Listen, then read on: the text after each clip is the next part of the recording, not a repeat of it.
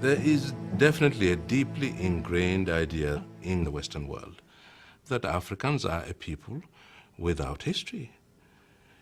Even the Regius Professor of Modern History in my old university, Oxford, in my own lifetime could address a mass audience in the United Kingdom through the media and say, maybe in the future there will be African history. But at the moment, there is none. There is only the history of Europeans in Africa. The rest is darkness, and darkness is not a subject of history. The great African civilizations relied on an oral tradition to pass on their ancient legends of mighty chiefs and tribal conflicts. Generation after generation heard these stories, but gradually the memories faded. Even the names of kings were forgotten. With no written record, the mighty empires of Africa's past became as vulnerable as their land.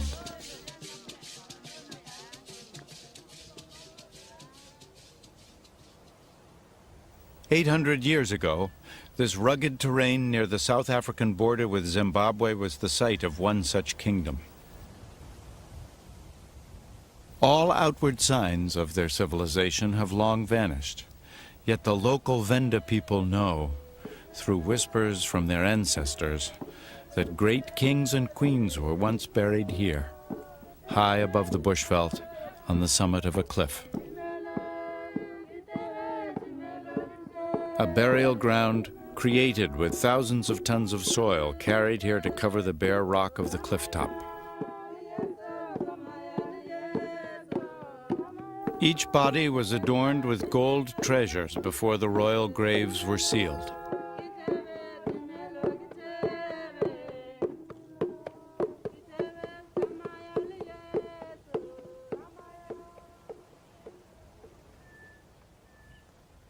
Eight centuries later, in 1932, an Afrikaner adventurer with a thirst for gold persuaded a local villager to take him to the ancestral burial site of Mapungubwe. Today, Ernst van Graan, grandson of the explorer, retraces that journey. Well, my grandfather, he was a treasure hunter. He was always interested in finding gold, and he was actually looking for this place for almost 5 years.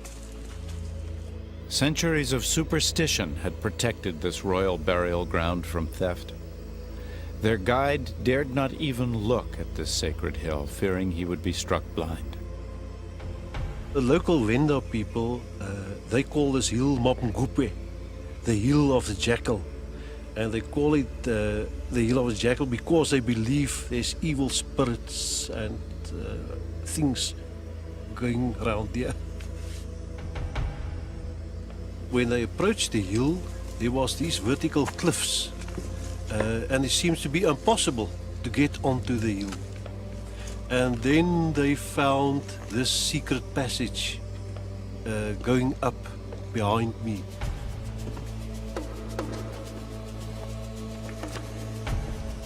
As Van Graan's team began their climb, they found holes carved into the rock face, an ancient stairway to the top of this hidden chimney.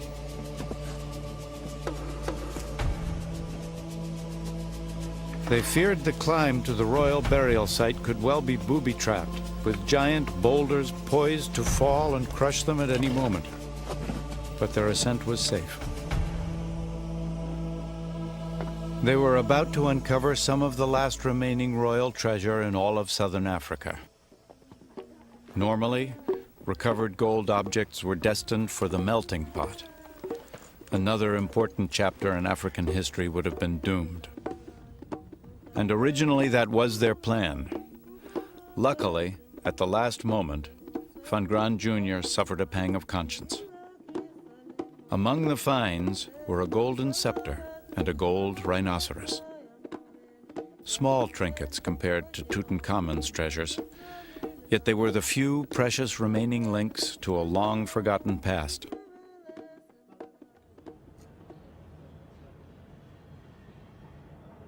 Van Graan had been a history student in Pretoria.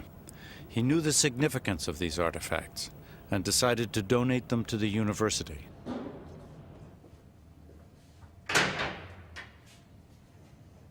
Though rescued, these treasures remain hidden from public view, locked away in archaeology department vaults.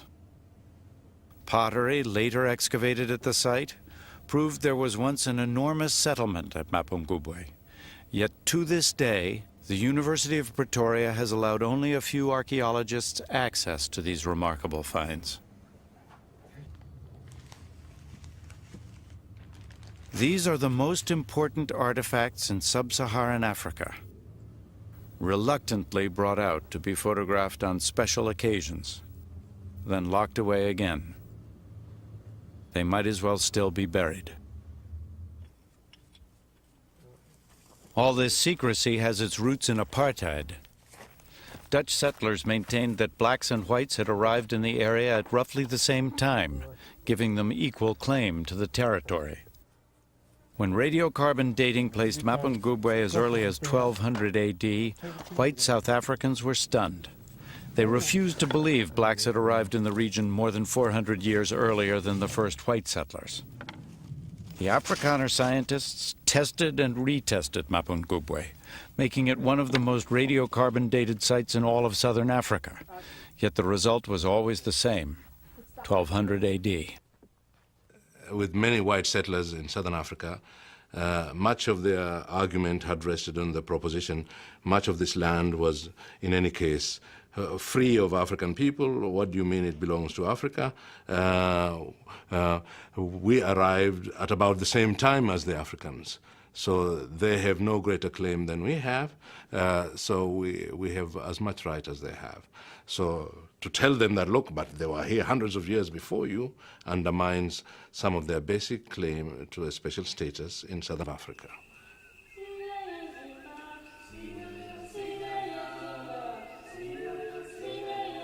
This civilization was ancient, it was prosperous, and it was black. But what happened to these people remains a mystery. Perhaps they drove their cattle herds further north to the lusher pastures and cooler climate of higher ground. Or perhaps they became the long-sought ancestors of another African kingdom. For only 100 years later, 200 miles beyond the Limpopo River, one of the greatest African empires would be founded.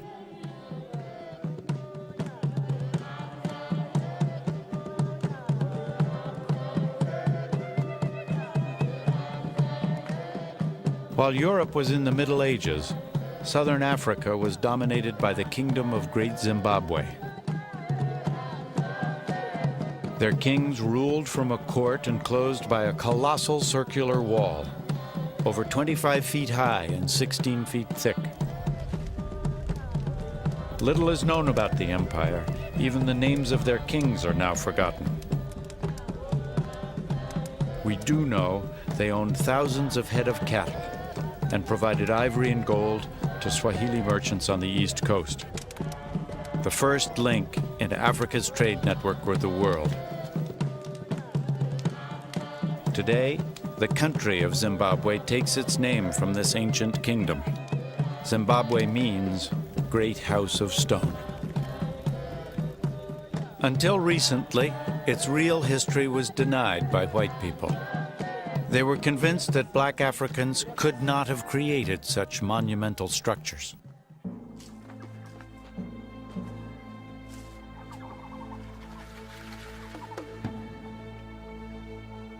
For hundreds of years, Europeans dreamed of finding a lost white civilization of incredible wealth somewhere in Africa's dark and savage interior. Karl Mauck, a German explorer, had heard tales of ancient stone ruins in unexplored territory north of the Limpopo River. He searched for months before finally stumbling across these magnificent remains.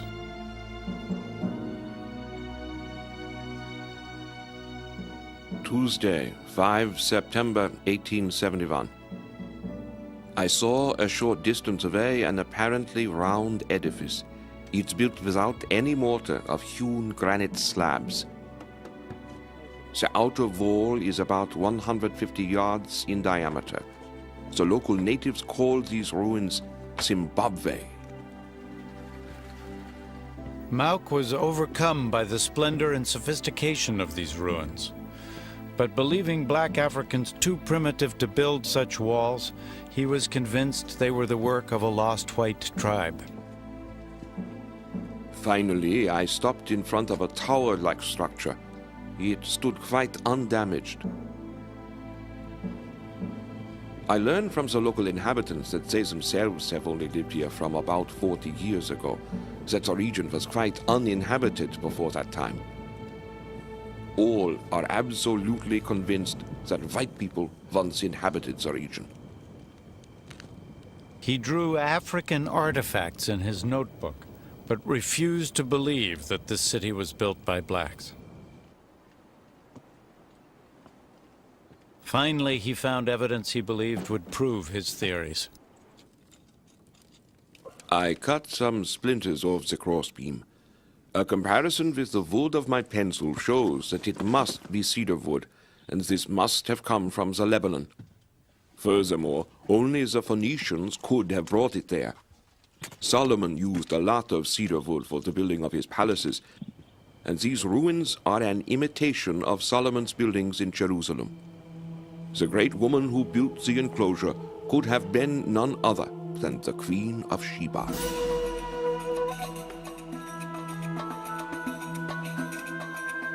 This place, according to Mauk, was biblical Ophir, the city of gold. The story of the Queen of Sheba is first told in the Bible. Laden with precious gifts of gold and gems, this mythical white queen visits King Solomon in Jerusalem. She is said to be a temptress, with a lustful body beneath her silken robes. She gives the king everything he desires. Karl Mauk concluded the Queen of Sheba must have been the Queen of Great Zimbabwe, and this place, her palace. Mauk's racist theories were quickly seized upon as valuable propaganda by white settlers seeking to expand the British Empire. Any proof that whites had been here in biblical times would help justify their new exploitation of the region.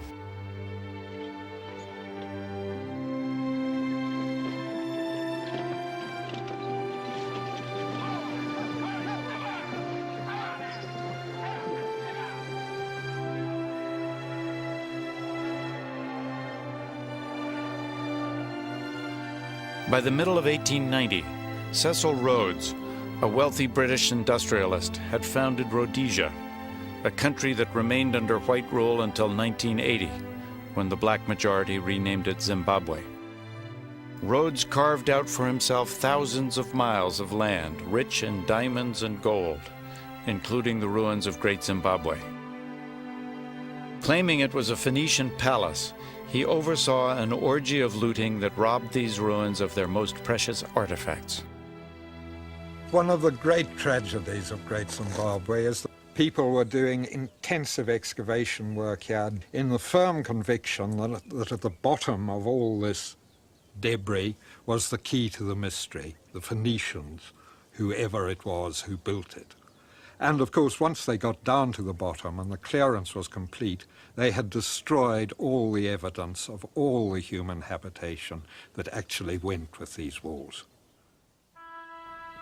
This act of historical vandalism still angers Peter Garlick, once an official in charge of the site. So great was the damage that the true history of this place was almost lost forever. But in 1929, a large-scale expedition of British archaeologists attempted to unlock Great Zimbabwe from the bosom of the Queen of Sheba. Gertrude Caton Thompson, the leader of the group, was determined to solve the riddle of Great Zimbabwe once and for all. Gertrude Caton Thompson was a formidable woman. Her archaeological standards were of the highest. It was an all-woman team. I think very deliberately she always worked with women and was one of the first feminists in archaeology.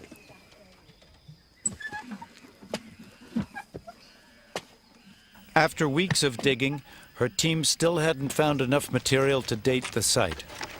Demoralized, they sought another area worth exploring. Caton Thompson needed to locate unpillaged ruins. A determined explorer, she persuaded a friend to loan her an airplane.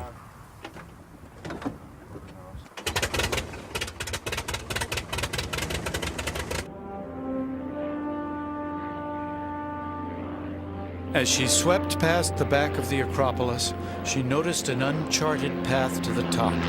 It was obscured by vegetation and led to a new set of walled enclosures.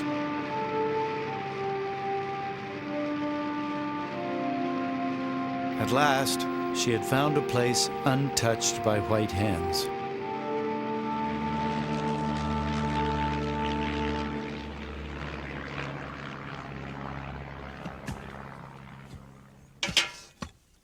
The work began the following day. They would eventually collect all the proof she needed. Her conclusion: ancient Bantu people had built Great Zimbabwe in medieval times, starting around the 11th century. But her report was not popular among white Rhodesians. Gertrude Caton Thompson's work gave her the highest reputation among academics and scientists. It did nothing to persuade the settler to overcome his prejudices. The settler, like all colonial settlers, knew his native. He knew that the native could not do this. He knew that the native was a savage. And nothing that anyone could do, either Caton Thompson or in the 50 years subsequent to her, were going to convince people with such strong racial prejudices that Great Zimbabwe was not exotic. There are unenlightened persons who assert complacently that these unexampled structures are of Bantu artistry. Bantu people are unchanging. They are as they used to be, farmers, herdsmen of small brain capacity. She had a special file for such poisonous propaganda. Many years later, a black servant was still shown bowed before a white Queen of Sheba in an official Rhodesian travel poster. Great Zimbabwe was being used as a symbol of white racial superiority. Today, the same image is the icon of the new nation of Zimbabwe. The attempt was to undermine the legitimacy of the claims of African nationalists and to say this land is as much ours, if not more so, than yours. If you suddenly demonstrate, but look, these walls testify against you because these have been here for hundreds of years and they were erected by Africans, silent witnesses that Africans were here centuries before you, they can't take it. So they say the witness is lying. It wasn't built by Africans. For centuries, Great Zimbabwe has suffered an entirely fictitious history. But what was this great African kingdom really like?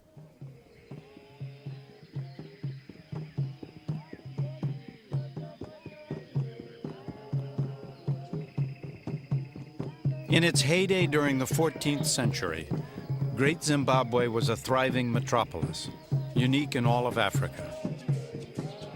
It was as big as London at the time, with a population as large as 18,000 crammed into just a few square miles.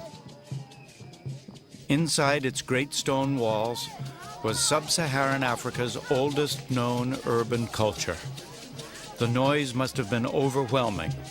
Smoke from hundreds of cooking fires would have darkened the sky. It was the capital of an empire that stretched for thousands of miles and contained hundreds of mini-Zimbabwes, each with its own ruler. In Great Zimbabwe, a king's influence carried on long after he died.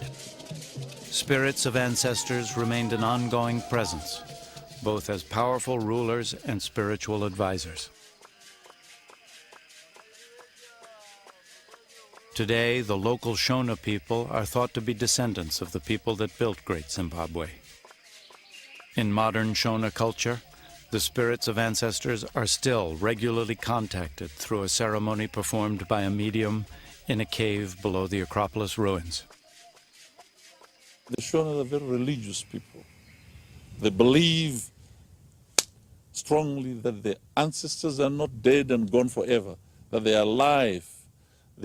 Through their mediums, they can punish them, they can bless them, they can pray for them.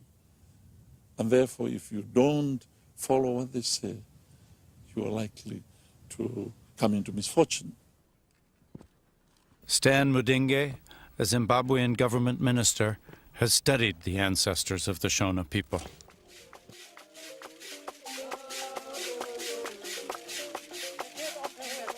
Usually, the spirits of the ruler, the dead rulers, were the most powerful spirits on matters of state. And these spirits possess mediums, and they become, in every respect, the emperor back in human form.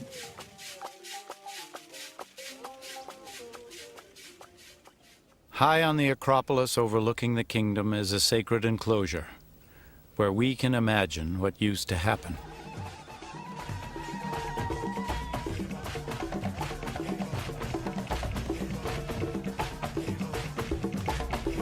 During times of trouble, the king would come here to pay tribute to his ancestors and ask for guidance from his spirit medium. The medium would work himself into a trance and be taken over by the spirit of a long-dead ruler.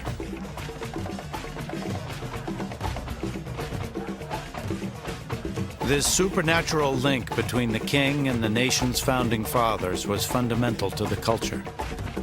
Through his medium, the king exerted influence over the spirit mediums of lesser rulers. In addition to military might, he wielded a powerful spiritual control over any who would challenge him.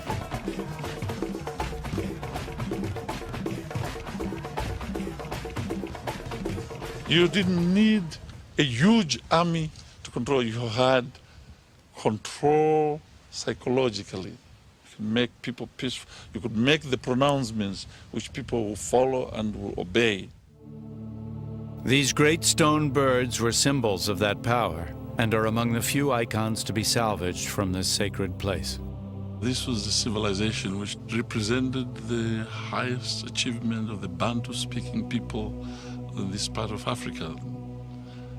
The wealth which they accumulated enabled them to build such massive structures as they have built here in Great Zimbabwe, especially down there in the valley. I think there was sheer arrogance, pomposity, the great madness which seized Louis XIV to build the great Versailles Palace.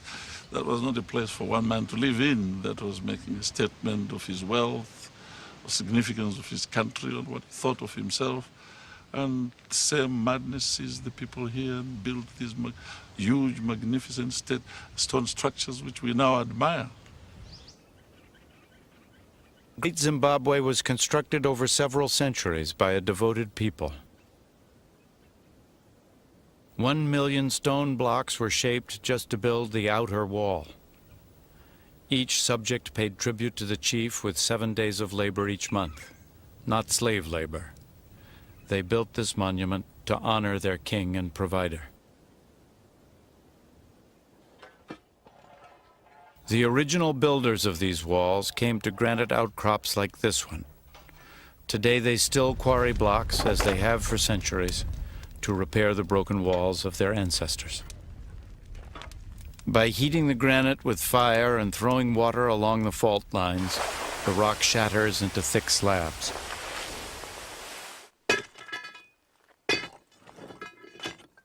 Then begins the slow process of breaking and shaping the rocks for the dry stone walls. Although it's easy to understand how they built these walls, why they built them is the subject of fierce debate. Was the great enclosure a fortress or a palace? The narrow passage between these towering walls has generated lurid theories. Many believe it stopped men from spying during female initiation ceremonies. Most likely, though, it was simply to maintain absolute privacy for the royal household. That still leaves the enigma of the giant cone-shaped tower. The first Victorian investigators focused in on it as a sexual symbol, as a male penis in stone. This has been resurrected on several occasions subsequently, but there is no evidence, either in its form, its decoration, to suggest it. There are fragmentary traditions that suggest that it represents in stone the great clay grain bins in which the staple food was stored. And this makes some sort of sense of the monarch, the king, as provider of his people's food.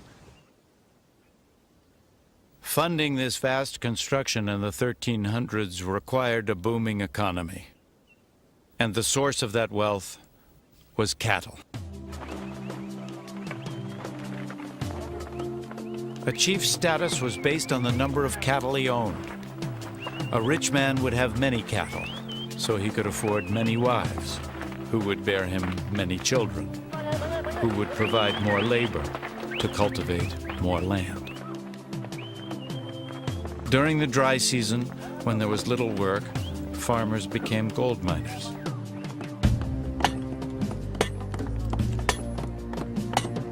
Digging for gold in these narrow mine shafts was so dangerous, laborers had to be bribed to go underground. Most preferred panning in the riverbeds.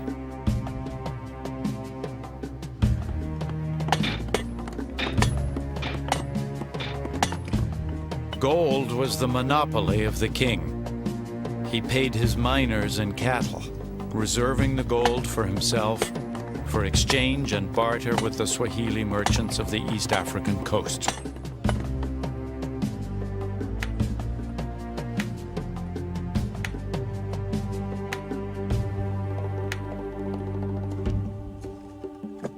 At the height of their power, the great Zimbabwe rulers controlled the flow of gold and ivory to the trading ports of East Africa. And this trade would fuel construction of some of the most magnificent cities in the ancient world.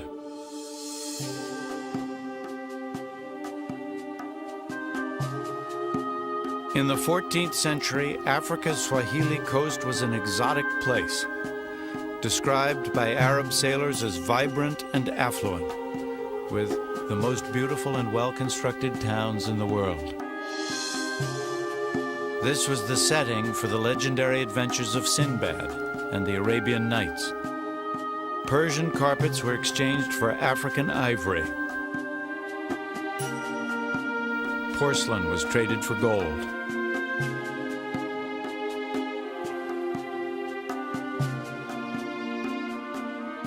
Merchants who came from India and Arabia, even from the Far East, had to deal with Swahili brokers, medieval middlemen, who were their only link to goods from Africa's interior.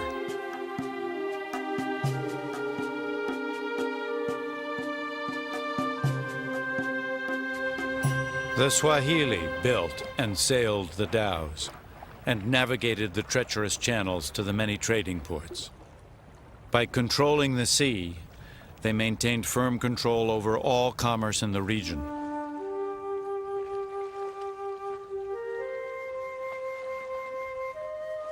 Every year, hundreds of boats awaited the monsoon winds to carry their goods back to the Middle East. By the 10th century, gold, ivory, and quartz were pouring into the Mediterranean. Commerce on a scale not seen since Greek and Roman times. This prosperous coastline had ports and cities that stretched 1,800 miles from present-day Somalia to Mozambique. Their trade networks extended from Arabia to India and on to China. In the 15th century, the Swahili even exported a giraffe to China, causing a sensation at the imperial court.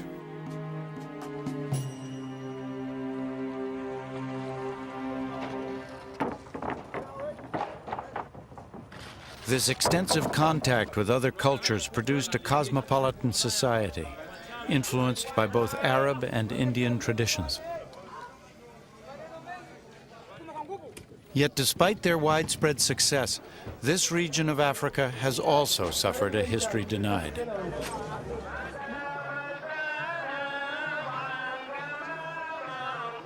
The confusion can be traced back to the first Arab traders and the introduction of Islam. The Swahili adopted Islam 1,000 years ago, and this shared religious code helped create mutual trust in business deals. The call to prayer would have brought together the Arab traders and the African merchants. They would have washed in cisterns like these, then entered mosques as grand as the medieval cathedrals of Europe.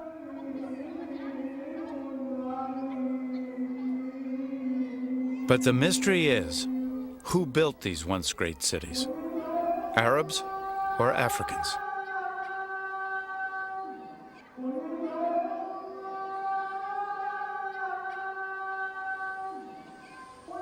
Archaeologist Mark Horton is studying the ghost towns of Africa's coast. He has revolutionary ideas about their origin. When archaeologists first came here in the 1920s and found these ruins covered by jungle, they naturally assumed they must be the work of Arabs. You've got here stone tombs made of coral from the sea, decorated in porcelain bowls. You've got houses and palaces with elaborate niches and toilets. You've got mosques with their minarets and with their mihrabs. This surely must be the work of Arabs. But I now believe that, in fact, this interpretation is wrong, that these are an African society.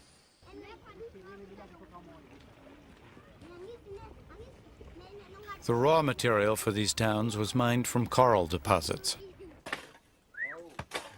Until recently, it was assumed Arab settlers used African slaves to build their mosques and palaces.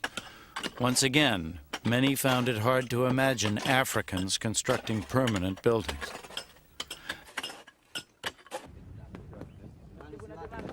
Now it is thought the Swahili played a much more active role in creating this trading empire, and that the wealthy merchants who built these coral towns were African, not Arab. It's a complicated story to untangle. By the 18th century, long after many of these coastal cities had gone into decline, the east coast of Africa was actually ruled by Arab sultans from the island of Zanzibar. To support their territorial claims, they insisted Africans were mere bystanders in the development of Swahili civilization. For 10 years, Mark Horton has been helping the Swahili rewrite their history and lay claim to their rightful legacy. For Horton, this derelict building is a testament to the betrayal of the Swahili people. It's called the House of Wonders. This vast building represents the final humiliation of the Swahili. It was a present by the British to the Arab Sultan of Zanzibar in the 1880s. The British wanted to carve up large tracts of East Africa, but unfortunately the Swahili were in the way. They were the people who'd lived there for thousands of years. And so they pretended that the Swahili had no history, it was simply Arab history. And by giving this building to the Arab Sultan of Zanzibar, it was possible to create a whole new myth about the history of East Africa. And that is why we no longer have an idea of who the Swahili were.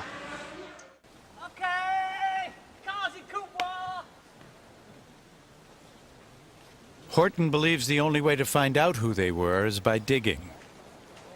His goal? To find evidence of an early African settlement on the island of Pemba off the Tanzanian coast. He leads his team of workers to a site where he thinks he has found the legendary city of Kanbalu.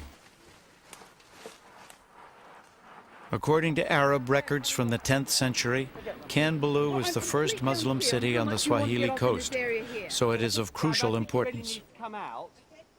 In the best African tradition, Horton issues orders from his perch while his wife Kate digs below. They are starting to uncover the floor of a mosque that has completely collapsed. Horton hopes it will reveal how Islam came to East Africa.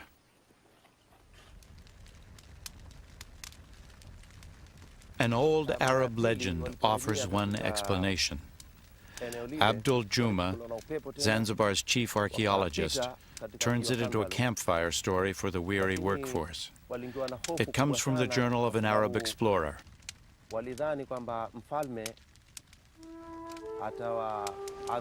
Back in 922 AD, he wrote that a ship of Arab sailors set sail from Oman to an African trading post called Kanbalu. But a storm drove them much further south along the coast.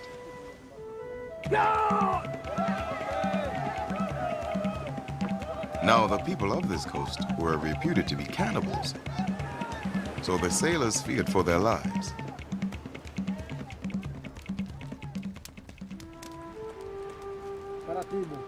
The frightened Arab merchants were brought ashore and dragged before the king. Luckily, he seemed more interested in trading than eating. He was dazzled by the Arabian jewels, so they exchanged presents. The sailors had good reason to praise Allah. When it was time to go, they invited the king onto the ship to say farewell. The Arab captain had a wicked thought. In the Oman slave market, this African king could fetch 30 dinars. He gave the order to sail. And when they reached Oman, the king was sold into slavery.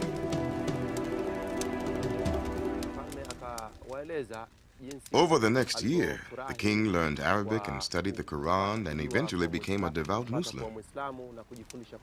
Then one day he escaped from his master and walked back thousands of miles to his village. Several years later, the Arab captain who had betrayed the king set sail on another voyage to Kanbalu. Once again, their ship was blown south. Once again, they found themselves off the land of Zanj. The Arab merchants were stunned to see the king they had sold years before and begged for mercy. "Go, you traitors," he said. "If I have forgiven you, it is because through me you have introduced my people to Islam. So in future, when Muslims come here, we will treat each other like brothers." This time, the king did not see them off.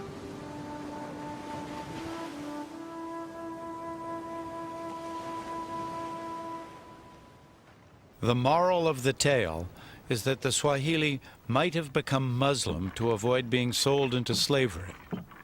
Horton thinks the spread of Islam along the Swahili corridor was a kind of insurance policy against the Arab slave trade. Kanbalu, the Arab captain's destination in the tale, was a thriving trading port along the east coast of Africa. If this is Kanbalu Horton has found, then beneath the floor of this stone mosque, there could well be earlier mosques built in a more traditional African style.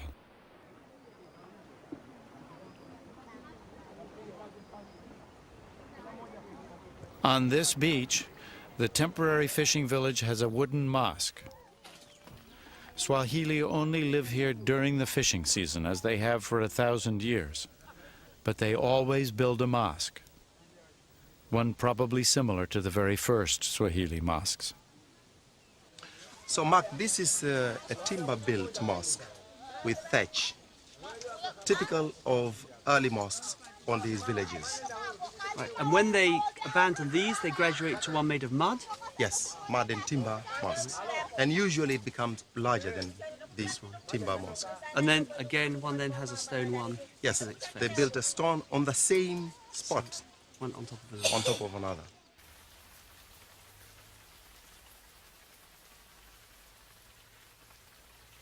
Heavy rainfall brings a halt to the digging. The downpour softens the soil just enough to quicken Mark Horton's pulse.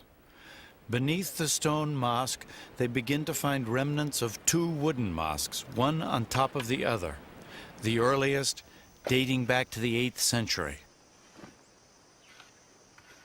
This place is probably the site of Kambalu. We know from historical evidence that Kambalu is the first place on the East African coast with Muslims.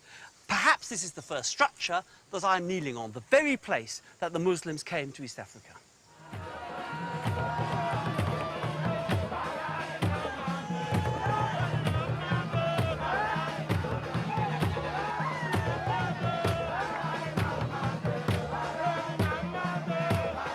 A Muslim festival honors the birth of Mohammed, but on the Kenyan island of Lamu, the celebration pulses to a uniquely African rhythm. The clans race dhows around the archipelago and surge along the harbor front. Islam may have come from Arabia, but this is a Swahili celebration in a Swahili town. Yet even many Swahili continue to believe the foundations of their civilization are Arab. Some of the confusion was self-perpetrated in the sense that many Muslims among the Swahili people preferred to identify themselves in Arab terms. So they added to their racist tendencies of outsiders who wanted to deny Africans any credit anyhow. So these Muslims had quasi-religious reasons for self-Arabization, and Western observers had racist reasons for crediting the Arabs with Swahili civilization. And the two forms of reasons converged to create the confusion.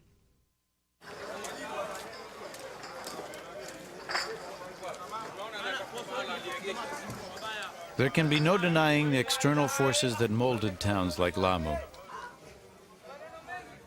The intricate wooden carving on doorways is a typical Swahili feature.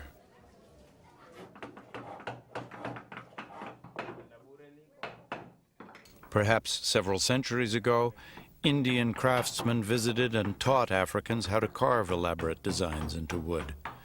But then the Swahili absorbed and adapted these lessons to fit their own culture.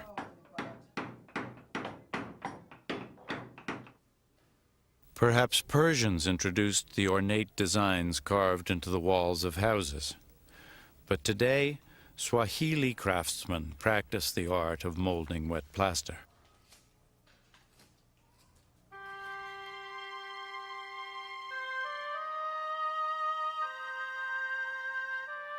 Six centuries ago, rich African merchants built villas decorated by the finest craftsmen. Lamu was as sophisticated as medieval Venice. These opulent houses were built on the foundations of the Arabian and Indian trade. Today, most of that trade is gone, and the economy depends on a trickle of tourism. But the town probably looks much as it always did. The streets bustle with donkey traffic. They're too narrow for cars. And the original open sewer meanders through the alleys. Lamu's labyrinthine streets are mirrored in those of many ghost towns along Africa's east coast. During the 16th century, hundreds of these towns fell into ruin. It's not obvious why the flourishing commerce came to an end. Everyone benefited from the trade. The gold diggers of the interior, the Swahili middlemen, the sailors, the merchants, and even consumers around the medieval world from Europe to China. Perhaps the fortunes of rival merchant families ebbed from generation to generation, much as corporate dynasties rise and fall today. Perhaps the bubonic plague brought worldwide recession and the demand for African commodities fell. It was the end of a glorious era for the kingdoms of Great Zimbabwe and the Swahili coast. By the end of the 1500s, the buildings would lie forgotten. but their cultural legacy would suffer an even worse fate.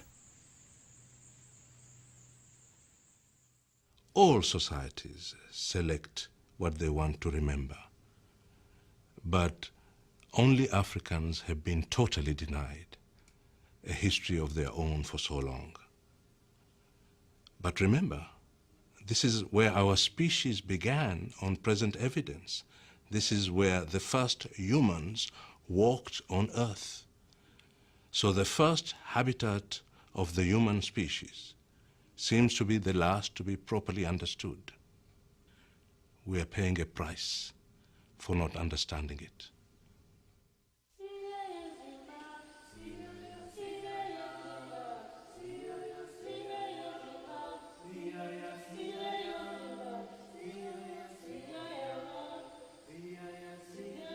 When European settlers first came to Africa, they dreamed of discovering a lost white civilization of fantastic wealth and beauty.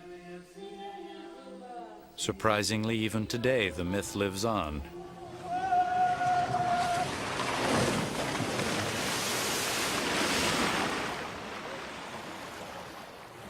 This is South Africa's lost city, a living monument to an imaginary lost white tribe.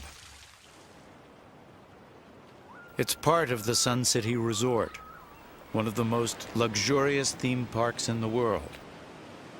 The artificial beach is packed with white South Africans on vacation.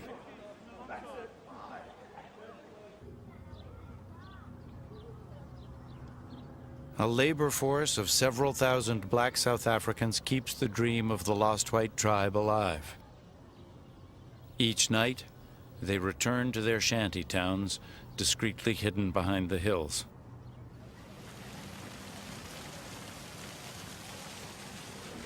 Perhaps in centuries to come, when future archaeologists uncover these ruins, they'll identify them as the remnants of a lost white tribe of Africa. Only perhaps this time they'll be right.